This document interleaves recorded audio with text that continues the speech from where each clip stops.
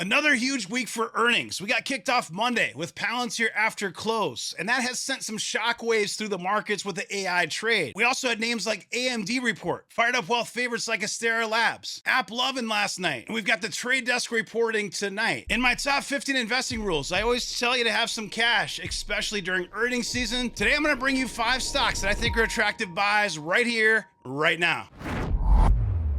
I would say one of my main issues is the people who piled in to Palantir were people investing their own money, often people who are not in the investor class, non-experts. And even till today, the experts sit on the sideline and say, hey, this can't be true, while the average American who invested in Palantir, and for the first time, maybe arguably since World War II, average Americans got venture returns investing in Palantir. So you have this massive divide between the average person who evaluated themselves and the expert class that still was working on assumptions that have historically not been true, that obviously, if you look at the earnings, if you actually look at, we grew the company, I'll go through if you want to go through the numbers, but extraordinary results. Yep. And then the expert class is weak need and the retail people are all in. The idea that chips and ontology is what you want to short is bat crazy.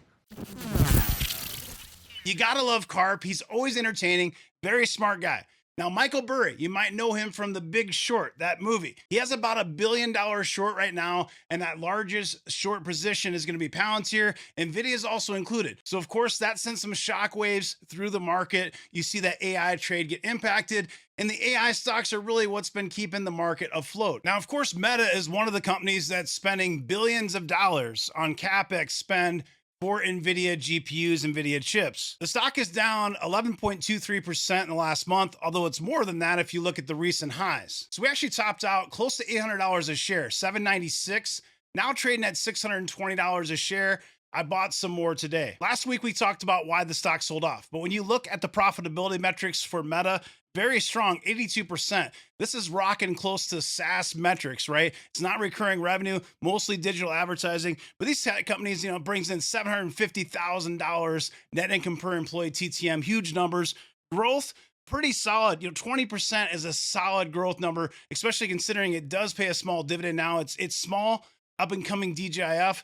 Valuation wise, it's going to compare it to its peers, which is more digital advertising, but Meta has a lot of great things going on. 26 is not dirt cheap by any means. In this market, though, it's a reasonable PE ratio, especially for that growth. So when you see orange, this is previous chart days. When the stock was somewhere in here, we said, hey, it's probably going to go up 680 to 730. It did that, right? It actually went almost $800 a share. You can see it's pulling back now. So that S2 Fibonacci at $614, the S3, $570. So for me, I like the dollar cost average. I think it's a decent buy under $650, and I can DCA as the stock comes down. That April low was $479, so keep that in mind. If things get really rough, that's probably going to be some decent support, that $500 level. I don't think it's going to get there anytime soon unless something catastrophic happens. And you'll probably see this stock find some footing, some buyers in that $600 level. That's just an educated guess.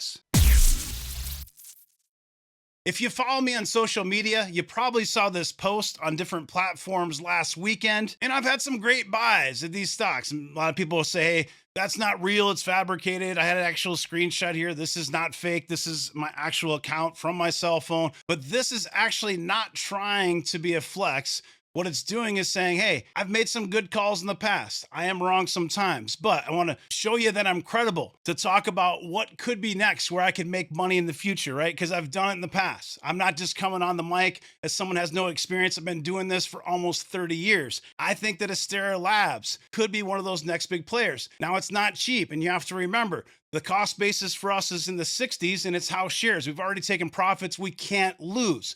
But I like Astera Labs, and I shared some reasons why. Some big partnerships with AMD, with Nvidia, Amazon, Micron. This earnings print is about as perfect as you can get. A beat across the board, not only top and bottom lines, but also raising guidance. And we're talking about massive beats here. The estimate for revenue growth was 82.6%. They gave you a beat of 103.9%. The gross margins, expecting 71.6, delivered 76.4. And so on this post, there was also a thread where I continued to talk, and I did share the actual screenshot from the Fired Up Wealth Investing Club. This is what we have. Now, if you're subscribed to our YouTube channel, and if you're not, Smash that subscribe button right now. You would have known about this company much sooner than this post. And by no means am I saying go load up the truck at $185 a share. Not at all. On a recent chart day, which we do every single Wednesday at 9 o'clock a.m. Eastern in Patreon Discord, we talked about a 50%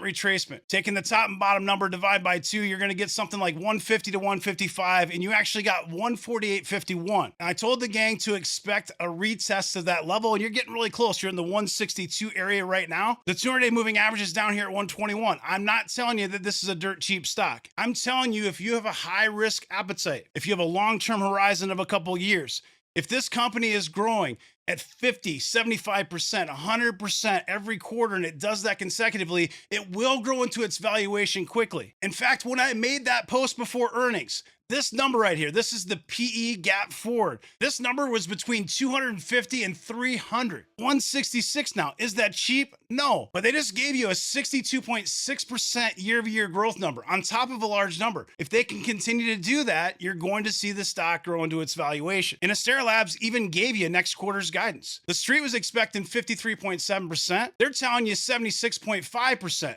Which is larger than what they just gave you at 62.6%. This is a stock that I personally would want to accumulate if I'm a younger investor looking for something with upside, a hyper growth stock. This is a true hyper growth company. I made the analogy in Discord. It's kind of like when you were younger and you took a Coke bottle and shook it up and put those Mentos in it. It can be really funny, but bad things could happen as well. And that's kind of like Astera Labs. This could be rocket fuel. It could go flying in the air and be a lot of fun. Yay.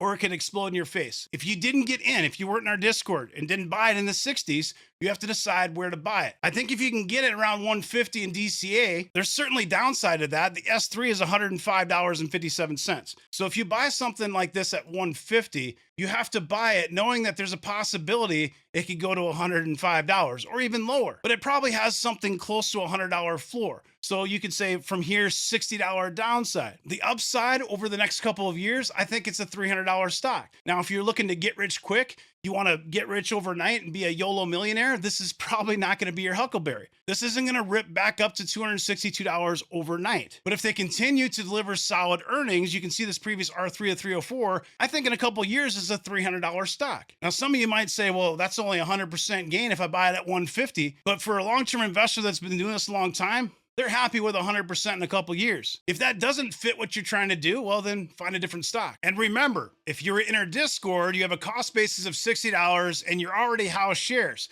$300 stock with a $60 cost basis, well, now you're talking about a 500% return instead of a 100% return. When you buy matters, and that's why being in our Discord community can be helpful. We can't tell you what to buy or sell, but it can give you a huge edge for opportunities like this, especially when they're short-lived. Now, is it possible that this consolidates and rips back up and by December it's $300 a share? Yeah, that could happen. It's just not my expectation as an investor. This next stock is one that I've covered for years, but I've never actually owned it. And back in 2023, I believe I recommended on this channel at $180 a share. Now, if you're in a Discord, I don't want to beat a dead horse, but again, I can get this information to you in real time. This is what we're doing all day during the day, is I'm sitting in Discord talking to community members. We're talking about price levels. Now, if you saw this, right, I posted this at 4:08. This is right after earnings on the 4th of November. And I said, here's what's going on, air pocket. So air pocket is you take your trend line and the price, you got an air pocket right there, right? That's what an air pocket is. It's below everything though. So it's below the Fibonacci pivot points, below the moving averages, the trend line down at 385. I promise you, if you watch this channel long enough, or if you subscribe to the Patreon, I will teach you to not buy air pockets. It's bad for your health. It's bad for long-term investors. So stick around. But I said it probably finds buyers between 550 or 500. My preference was, if 500 or less. It's kind of a fringe play, but I told Discord members, if you had conviction, if you've done your homework on the stock, 550 is the level that I would have been dollar cost averaging. And at first glance, the earnings don't look too bad. Now, the important thing to understand about AXON, this is a hybrid company, meaning that it still has hardware. So those tasers that law enforcement uses, right? That's going to have components from China. Tariffs impacted some of those hardware components. Now, this is a company that also has SaaS. So again, hybrid model where it has some software, some recurring revenue. also hardware with the things like with tasers and body cams and so on. So when you have a hybrid model, it's tricky because you want to look at P ratio, but you also want to look at EV/NTM revenue just to get a sense of what the peers are doing in that space, in that cloud space. So the earnings, the miss by 37 cents, again, this was mostly because of tariff impacts. Revenue, it was up 30.6%, which is solid. Now, profitability, you're going to see the hybrid model right here, because if it were SaaS, you'd see 75%, 85%. So 60% is because of that blend. Now, net income per employee, 62,700. It's good, but not as good as a lot of tech companies. Like we just looked at Meta earlier, much larger. Revenue growth, solid. It's an A. It's got that 30% range. Valuation. So you want to look at EV/NTM revenue. You also look at things again like the PE gap forward. This is a 410. So if you're a value investor, you're going to see 410. You're going to run for the hills. And I will say that 410 is expensive even for 30% growth, but recurring revenue does impact that. So you have to take it into consideration. So back in Discord, I shared my thoughts here. Again, this is on the 4th at 4:30 after earnings. I bet you $1. There are 1,000 traders out there saying, but the gap for P ratio is a 456. We're looking at EV/NTM revenue for that recurring revenue, SaaS, software as a service. It was 18.6 at a $724 price, right? The NTM rule of 40 is 52%. That's a solid number, right? 52%. So 12 to 15 EV/NTM revenue is probably considered a little high because of this hybrid model, but you can support that area reasonably in a bull market because people pay a premium for growth. In a bear market, this is probably sub 10, so below 10 on this EV/NTM revenue. Like most SaaS related names, you're going to have a tailwind when the Fed's lowering rates. So you have to also keep that in mind. And again, AXON is unique because of the hardware, China tariff components, something you don't see in a true SaaS model. Built in the cloud for the cloud, like a CrowdStrike or Datadog that was up 20% this morning after earnings. Another fired up wealth favorite.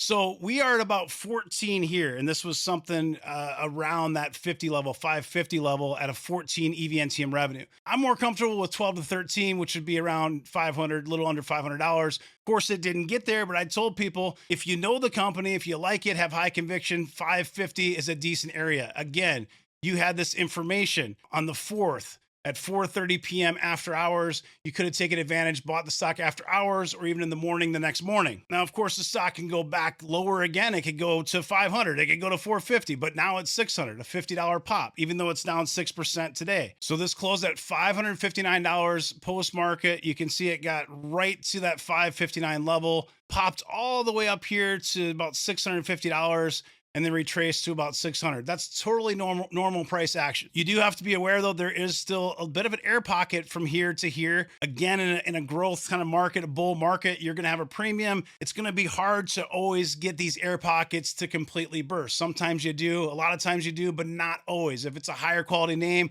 a lot of people want to buy it. Like a Mercado Libre is another example. It doesn't want to come quite to that trend. In the end, do what's best for you. I think 550 is a reasonable area. I prefer it under $500.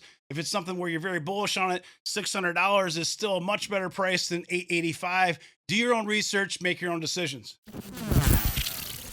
Okay, so you want to know what are the last 2 best stocks to buy now. And this is another one that I'm buying in the community portfolio. It's one that I think has tremendous upside for a long-term investor with a decent, considerable risk tolerance, right? This is going to be another SaaS company.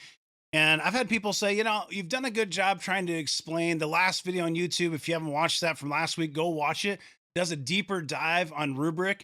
Definitely watch that. I think it'll help really break down the company in the simplest terms possible to say, here's exactly what it does. But people still say, I don't really understand what it does. And this is pretty common with a lot of cybersecurity names and cloud SaaS names in general. But this right here, it's a misunderstood company. May be difficult for some people to understand. That's normal. If you don't understand it, you're not alone, right? This is the company's co-founder and CEO saying this. If the CEO says, hey, this is a complicated company, not everybody's going to understand it, don't feel bad if you don't understand it. I worked in software, sold software, worked in tech. I understand this stuff better than the average human being, which is fine. You probably, whatever your profession you have, you understand that better than I do, right? So you can kind of read some of this, but I'm telling you guys, this is one where it's not risk-free. And, if you're looking for the top stocks to buy in cybersecurity, you're creating that blueprint. CrowdStrike's been one of my favorites since 2019. Palo Alto is something we own in the community portfolio, solid. It's always in that top rank for like 10 categories, never the best of breed, like the second best. So it's kind of the jack of all trades, ace of none type of a thing.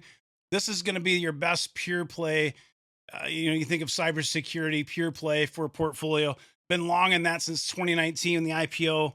There's a sign behind me if you've ever paid attention. I've got a CrowdStrike hat over there. I've got autographs from George Kurtz, the CEO. I'm a big fan of CrowdStrike. CrowdStrike, Nvidia, these are companies that I've followed. The channel's been talking about since 2019.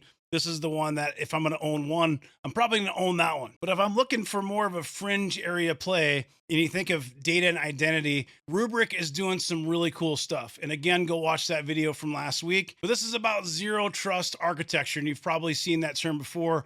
Zscaler's up here. It's another cybersecurity name that we like in Fired Up Wealth. Datadog, which again just had a 20% pop this morning. Cloudflare is another one you can look at. But we've owned those names for years. And this is a newer IPO, and it's one that I am excited about as a long-term investor. As long-term investors, we like to use the chart as the last 1%. So 99% is going to be fundamental analysis. That's a combination of qualitative and quantitative analysis. And the reason the charts can be so powerful is the more trading you have these days that's electronic, it becomes self-fulfilling prophecies. When you think of these algorithms, when you think of quants and electric trading, Fibonacci's and these patterns, very much programmed by humans and very much self-fulfilling prophecies in many ways. But what's helpful about it is you can look at this, people will say, well, why is Rubrik down? You said you liked it at $75. Yes, you dollar cost average. You don't go all in. And this is where newer investors make the mistake. They see a video, they're like, hey, I like that. And they go all in and they just, put $2,000 in at $75. If you're going to invest $2,000, you might put $250 or maybe $500 in there, but you're going to buy different levels as the stock comes down. And it can be tricky, and it takes time. It takes patience. I've been doing this 25 plus years. It takes patience, and it does work. We have something that's called the Fired Up Wealth Technical Analysis Lot Allocation Strategy. This is an area to buy. That 70 to 75 area is an area to buy. If it comes down, I'm saving some room, and this is where I'd like to go heavier if it comes down. If it doesn't, it's a high quality problem. If it pops, high quality problem. But I hedge the ability to buy more if it goes lower versus going all in. And this is where having a plan and having a blueprint it's really critical, especially if you're a new investor, and people don't understand that. They want to go right to buying the stocks and not really have a plan of why they want to buy a stock or where it fits into a blueprint. If you're going to build a house, you need to build a blueprint first so you know where all the materials go, right? Why do you want to own this? What percentage of the portfolio? What's it trying to accomplish? What's the secular theme that you're riding? Let's talk about buttered sausage. Now, this has an S3 of 59.72. That means it's possible that this stock could be below $60. So if you're buying at 71, don't be surprised if the stock is 59 because the chart's telling you it's a possibility. Now, there's no way anybody can predict with 100% certainty that it's going to bottom here or there. We're not traders. So if you're a trader, you're waiting for this, you're looking for candles and you're waiting for a bottom to form. And then once you have that confirmation, you're buying and riding it up like momentum trading and things like that. That's not what we're doing. We're looking at this and saying, hey, the valuation, if you look at the metrics, the numbers, the fundamentals, I think it's worth $75 a share, right? Doesn't mean that the market's going to always value at $75 a share. It could be 50 a share. Well, the lower it goes, the more that I want to buy, the more that I'm willing to buy of it, right? So it's a very big disconnect because newer investors come in the market thinking they'll look at a chart and just try to time things. If you're a trader, great. That's not our focus here. Our focus here is long-term investing, usually holding stocks for several years unless the story changes. And it's never buy and hold forever. It's buy, hold, and monitor. And last but not least, a new stock that I've never talked about on the channel before, a brand new position in the dividend portfolio. Any guesses? So again, in the dividend portfolio, and I shared this yesterday in Discord, but I want to talk through it a little bit. I'm buying this primarily for the dividend. It pays about a 2% dividend right now. I like it in a certain price range. I'll show you a chart here in a second. My thesis behind this, all right, it's not growing enough for it to be a growth stock in one of the growth portfolios. I've got three portfolios. I've got the main, I've got the community portfolio, and the dividend portfolio. Combined, they're $4.1 million, right? This dividend portfolio is due to start of this year. It's less than it's like $230,000. I'm thinking of this as you're going to have a mobile data boom. as AI starts to unfold, you're going to have this 6G revolution, right? So we have 15% year over year growth when you think of through 2030 for mobile. Now, one school of thought is, what's going to disrupt phones? And that's possible, right? Something could disrupt phones, and maybe phones won't look the same. But I would like to think that a carrier like T-Mobile would make adjustments if, phones change to something else, that there's still going to have to be a provider. Now, T-Mobile, of course, is going to have those cell phone towers, also connectivity through things like, Starlink and satellites, right? So if you look at this in 2030, that's prediction for 6G, and that's going to be ultra low lag. Think self-driving cars, primary the driver, other, tools for that as well. From there, you're going to see things like AR holograms and real-time translation, zero latency, and again, satellite and cellular global coverage, which is going to expand growth. It's going to help companies like Mercado Libre, we've talked about, and Amazon. You think of unbanked people now having fintech. You think of people that don't have internet access, now all of a sudden they do from Starlink. Well, now they have the ability to buy things online that they couldn't buy before, and so on. And you think that's not real because the penetration rate, is 95% in the US. It's much, much lower if you look at something like Latin America or Africa or so on. But you're going to have AI tech revolution, and XR is going to explode. You're going to have, who knows what's going to happen, predictive AI in phones, gestures, brain controls, chips and brains. I don't know. But I want to think that there's going to be smartphones in some capacity. We're predicting here 6.5 billion smartphone users by 2030. That's up 500 million from 6 billion. So billions more coming in emerging markets. I just talked about, Latin America, South America, Africa, and so on. That connectivity is going to expand, and it's going to put fuel on the fire for a lot of these secular growth trends. So when I'm thinking of the dividend portfolio, if I can get 2%, and this is kind of like almost like a speculative type of investment as a dividend spec play, where this could create some alpha in that dividend portfolio that's usually focused 100% on passive income in that dividend portfolio, right? So buy this at your own risk. I think it can go lower. I'm going to show you a chart here. Now, I was thinking that $200 might be a reasonable psychological floor, especially because you have an S2 Fibonacci at 198.96, but there is an S3 that's down here at 186. I think that is possible that you could see it come down here. But at $199 a share, you're at 2% dividend yield. This thing was $272, and there are some reasons for it to sell off. I'm not going to go into a deep dive on this video today. You can look into it. I think with time that this is going to be just fine. It's like some of those other names, like, for example, Target. I think Target is another one you can look at if you're looking for a dividend stock. Sentiment's really bad, but I think with time, it'll go back. I'm not buying this, hoping that it's just going to turn around tomorrow. I'm buying it as a dividend stock. If I'm thinking 5 and 10 years from now, it could end up being kind of a growth stock, and I'm using that as a speculative dividend play. If you have questions, drop questions below because it might be a little bit confusing. Thanks for watching, guys. Have a great rest of your day. Take care.